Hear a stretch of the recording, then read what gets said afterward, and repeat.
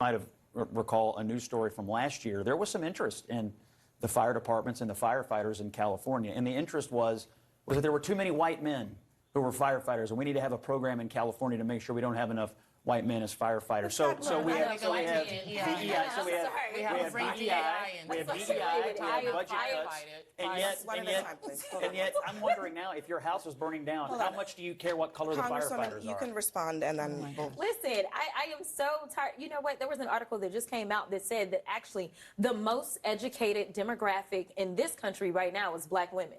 So let me be clear. Because you are a woman, or because I know that some of the right has been sharing these photos of the fact that I believe that the fire chief may be a woman or something, that has nothing to do with it. We are looking at qualifications. What diversity, equity, and inclusion has always been about is saying, you know what? Open this up. Don't just look at the white men. Open it up and recognize that other people can be qualified. And the fact that we want to, at a time when people are dying, decide that a country of immigrants is failing, or people are dying because the same very people that built this country, because the last time I checked, y'all didn't say that anything was wrong with the White House, and I can promise you it was my ancestors that built the White House. So listen, if we have been good enough to build this country, we are good enough to serve and die overseas, we are good enough to serve in other ways. And the fact that people actually decide that they want to engage in public service, whether it's sitting in Congress or whether it's serving on the fire department or the police department, should not be an issue. The fact is, stop trying to act as if only white men are the ones that are capable. Because right now, you're sitting at a table with 3 very capable black women. I'm not. I'm just simply saying that as a matter of public policy in California, the main interest in the fire department lately has been in DEI programming and budget cuts, and now we have this massive fire. Are we really, but Scott, are we really blaming the fire department? The people in the LA fire department, I'm blaming the Democrats who run the state. No, but the fire department right now, they are dealing with a historic fire, okay? And they have terrible leadership. That is caused by climate, by the fact that it is extremely dry in the state of California, and they are fighting it in tropical force winds in that state. So how is it anything to do with DEI? How is it anything to do with the fire department at all? They are doing their very best as far as I know. The fire department is not doing a good job. No. What, is it the water that's the problem? It's the fire department is the problem? Is it a $17 million budget cut to an $800 million budget? I don't think that those are the issues that have caused this horrendous fire, the wildfires that are in California at this time. And to bring DEI into this so early, I mean, how long have we been talking and you already came in with the DEI? Oh my God, you didn't even give us I mean, if I were you, I wouldn't want, if I were trying to defend California Democrats, I wouldn't want to hear me talk about it either. But the fact is, this has been mismanaged from a public policy perspective from top to bottom. I don't think this is about California Democrats, but I do think, to the Congresswoman's point, it's very telling that whenever you're talking about a woman, the fire chief being a woman or the mayor being a woman, it's always DEI. Why does DEI not ever come into play when you're talking about a white man? No, let's be clear, though. It's not... It's wonderful that the fire chief is a woman. I don't think if she is capable. I didn't bring that up. Yeah, if she is capable, I don't care what gender she is. I don't care who she loves. I don't care what pigment her skin is. If she's willing to go save somebody's life in somebody's house, good on her. The reason Scott brought up diversity is that just like your budget tells people what your priorities are, what you talk about in your bio, what you talk about on your website, what you emphasize in recruitment helps people understand what are your priorities in the organization. They are putting their lives on the line. And they're incredible. As we speak. And they're incredible. Okay? And they should welcome the political leaders aren't, the firefighters are. I'm talking about the firefighters, okay? The ones who are recruited, the black ones, the brown ones, the women, they are all there on the line. A kind of business note here, Congressman. President Trump has raised the issue of FEMA not having enough money, et cetera. This is your territory. Is the Congress going to fully fund what California needs in order to handle these fires, to recover from them if it's needed? Absolutely, we should. This, of course, is a town that constantly disappoints people, but shame on all of us if we don't acknowledge that these disasters hit every state, and this is a really big one. People need to expect that their state, local, and federal government are going to be there, and we need to be. I think that members always end up coming together when it comes to these disasters and doing the right thing by the people that are there. What really becomes the glue that puts it all together is the actual execution of the resources.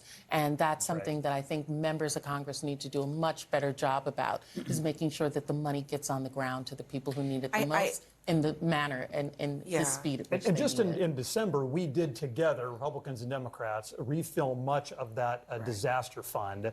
This is going to take a lot of money out of that. So we are in, it's January 8th. President Trump is going to be inaugurated in just a few days. About to say. The incoming president, I hate to say it, but he has a history of threatening to not fund fire relief, specifically to California.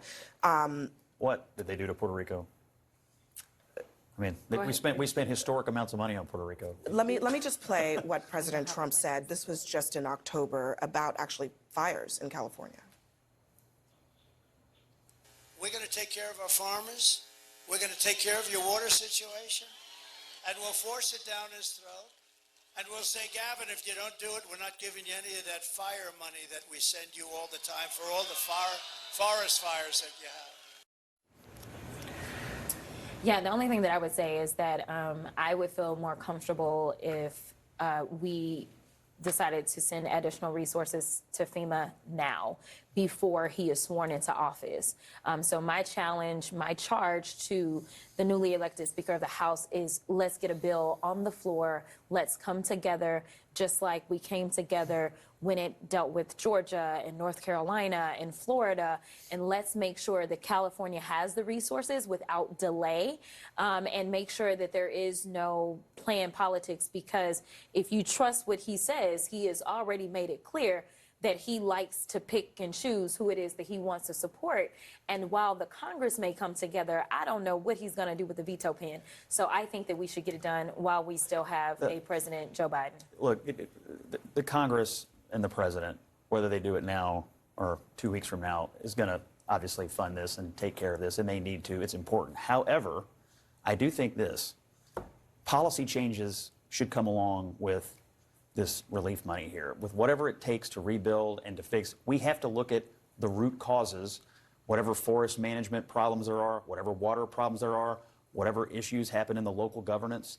Rebuilding here is a good thing, and everybody should support it, but we ought to, as taxpayers, expect necessary policy changes at the federal, state, and local level so that it doesn't happen again. Does that include climate change and addressing that? Clearly, we need to be good stewards of the environment. And America, I think, has a better track record on this front than most people give us credit for. The reality is, in the last few years, we've reduced our carbon footprint by more than the next 15 carbon-reducing countries combined. I would say this. Clearly, President Trump speaks from the stump in a very different way than I do. It said that you campaign in poetry and you govern in prose. We actually know how this guy's going to govern. He was president for 4 years. He didn't cut off funding. He didn't look at people whose homes were burned down and say, forget about it. You had a Biden sign in your yard, so we're just going to pass on by your home. Those things did happen in the last administration, probably in a narrow way. But I got to tell you, Donald Trump will be there to help out people in California. He was there 4 years ago. He'll be there now. I'm just going to read one quote. We have several of them from his time in office, but just one as it relates to this. This is Kevin Carroll, a former Homeland Security official, told the New York Times and Politico and The Guardian, Trump absolutely didn't want to give aid to California or Puerto Rico purely for partisan politics. I hear what you're saying about the hurricanes, what happened in North Carolina and Florida. I do, though, think that there is a track record here of Trump, too, where his own aides, there are several others I didn't read, but his own aides say they had to convince him that there were votes there for him. Well, I think but there are no votes in Puerto Rico. I think what's going to be important is Which that is why we have... they didn't, But what did we do? It. I mean, Let me finish. people make this Excuse me, allegation Scott, let me about Puerto finish. Rico, What I but think it's like, we what funded is going to be important is when the Senate is confirming those cabinet members. That's what I was speaking with them about what their policy ideas are and what they're going to do. Because when you're reading things like that, we recognize that it was the individuals who were there as experts, cabinet members, officials, who were able to convince the president to do certain things or convince him not to do other things. And we want to make sure that those great minds are still there for him to be able to provide that guidance and support so that when Congress does give bills, good people like Destiny and others who are working on these things to be able to put it in front of him to get him to sign it and to do the right thing. I think that that's really the big issue, is that he was surrounded by what I would consider to be actual experts, people that had actual resumes talking of diversity, equity, inclusion, and people just getting jobs and they're not qualified. I mean, when you look at the people that he has decided to nominate for these posts, we're talking about people that have never served a day in a lot of these various agencies that he's now like, oh, you should go ahead and head this agency. He has specifically decided that loyalist is who he wants around him. People that will not give him that honest kind of reflective moment and say, you know what, this isn't what we do. And that is my biggest concern about this. And listen, I wasn't here serving as a member of Congress, so I can't say what he did and didn't do from an up close and personal perspective when he was in office before. But what I can say is what he threatens to do, along with the judgment that we've seen thus far going into this second administration, his judgment is way worse. I mean, looking at just the cabinet picks, obviously, we still have other decisions that he's going to have to make, but I can tell you one thing for sure, is that California will not have to worry if we get this done before Trump is in office. And if we wait, then I don't know what's going to happen. Okay, I got to say two things. First off, when it comes to rhetoric, I get it. In private moments, Donald Trump complains about Gavin Newsom. I'm guilty of that too. I don't think the guy's a good governor. I think he's lousy. But you can't show me one single emergency disaster declaration that he rejected because he thought a governor was a bozo. He delivered for Puerto Rico. He delivered for every place that was hit by disaster. And I got to say this about the capacity of the nominees. The next Secretary of Homeland Security is going to be Kristi Noem. That's my governor. And the idea that she's not qualified to get this done is totally without evidentiary basis. I have seen her in moments of terrible tragedy be there for people 24 hours a day, holding them as they cry, helping them gather their things after a tornado. Until he is back in the Oval Office, President-elect Trump hit Capitol Hill to strategize with Senate Republicans. Was Greenland or Panama on the menu? It's not clear, but certainly becoming a litmus test of sorts for conservatives about whether they'd support Trump's dream of acquiring both the Panama Canal and Greenland, even if it came to military force. I would consider it a privilege to be taken over by the United States of America. It's offering them a better opportunity under an American flag. I think we should do it. I think that the people of Panama, I think that the people of Greenland, I think that the people of Canada, for that matter, should be honored that President Trump wants to bring these territories in under the American fold. Congressman Johnson is set to introduce the Panama Canal bill tomorrow. Congressman, I know you know, we signed a treaty as a nation that gave Panama back their canal. Okay, I get that we built it. No quarrels there. But nothing in that treaty says that we can just take it back because we feel like it. Well, I'm not talking about taking anything back. We're talking about willing buyer and willing seller. Panama has cut a deal with China. China controls the ports at either end of the canal on both the Atlantic and the Pacific side. I think that should concern all of us. We know that 40% of all of American container loads go through the Panama Canal. We know that people on both sides of the aisle are concerned about a very real trade deficit we have. We know that what goes through that canal is overwhelmingly American energy and American agricultural products. And so why wouldn't we give our chief executive the authority, the flexibility to go talk to the Panamanian government to see whether or not there's a deal to be had? He wants to go and take it by force. That's what he said. Well, to be clear, my bill does not authorize an invasion. I want to make it clear. But you use the term controlled by. Yeah. It's managed by. And that's what the Panama government will tell you, that it's not, the two ends are not controlled by China, but China is managing it. And I'm a member of the Intelligence Committee. I have great concern about China and the amount of control that they have throughout the Caribbean basin, throughout beyond. Africa, And in the beyond. Sahel, Exactly. other places. I think that should be our focus rather than taking back a canal. But how do we, in our global competition with China and with Russia, make sure that we're putting the resources in place that places like Panama will look to us to be the ones to manage these kinds of things, and for us for the infrastructure rather than going to China. For cheap, shoddy infrastructure that's going to fall apart, that they're going to owe them a lot of money and then be indebted to China. I describe them almost as loan sharks, as we've been on Codels Very across like the world, and we've sat down and we've talked to these governments and we've asked them questions about why is it, for instance, we have a supply shortage when it comes to nickel. So when we start talking about how expensive it is for these fully electric vehicles, which is a conversation we are constantly having, because we know the mandates from the EPA, everybody's been upset about it. And so when we're looking and trying to figure out why is the cost so high, well, we know that China is the one that is leading, but they control the vast majority. We've let them have a monopoly. But I'm saying, but they're taking the resources everywhere. They're taking research. We never talk about it, but out of Africa, So we have seen them, and they partnered up with good old Russia in Africa to do that as well. And so, you know, That's right. I think that it is about having a bigger conversation. And while I don't discount anything that you say, because we definitely don't want to ever put ourselves in a situation where we're shortchanged and we can't get goods in and out of any space that we need to. But at the same time, I think that it is short-sighted to say that we're going to focus in on this. I also think it's problematic to say that we're about to take stuff by force, and it's not just Panama. And then the final point is, if we don't start to really deal with the threats that we are facing globally because of China, we are going to have a problem. And I think that that's one of the things we failed to really fully communicate about when we started talking about TikTok and the issues with TikTok that we were experiencing. So I think there's like widespread agreement at the table that China is a major problem. Say that again. And I share it, and the only quibble I have with Dusty's bill is that it doesn't also include the purchase of Greenland, but we can talk about that on the floor. But my question to you all, will you support it? I mean, he's talking about giving the commander-in-chief the flexibility to have a conversation here about a willing purchase, willing seller, willing buyer. You get a vote. Would you help, Dusty?